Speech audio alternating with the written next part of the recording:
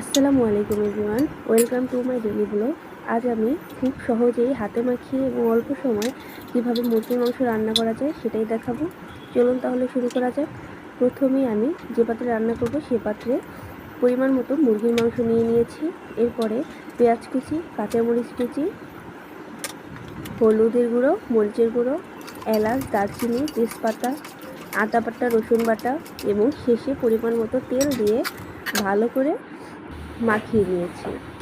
কিছুক্ষণ ম্যারিনেট করে রাখার পরে আমি মাংসটা চুলায় বসিয়ে দিয়েছি।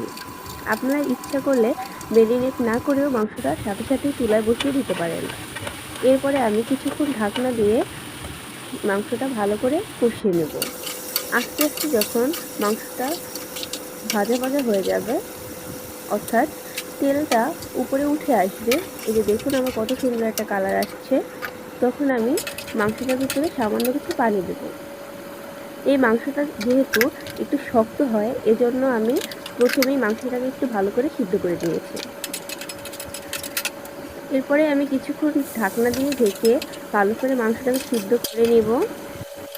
এই তো দেখুন মাংসটা কত সুন্দর একটা কালার চলে আসছে। এরপরে কিছুক্ষণ নেড়ে চেড়ে আমি আমার আগে থেকে কেটে রাখা কিছুটা আলু দিয়ে দেব। আলুটা দিয়ে মাংসটা রান্না করলে বেশ খেতে মজা লাগে। এই তো আলুটা কিছুক্ষণ কষিয়ে নিয়ে এটার মধ্যে কিছুটা পরিমাণে পানি দিয়ে নেব, যাতে আমার মাংসটা এবং আলুটা দুটোই ভালোভাবে সিদ্ধ হয়ে যায়। এই তো আমার কিছুটা পানি দিয়ে ভালো করে নেড়ে চেড়ে নিয়ে কিছুক্ষণ চুলার অল্প আঁচে রেখে হালকা কিছু জিরার গুঁড়ো দিয়ে নামিয়ে নেব। এই তো আমার মাংস রেডি। কেমন লাগলো আপনাদের সবার অবশ্যই জানাবেন। Thanks for watching my video.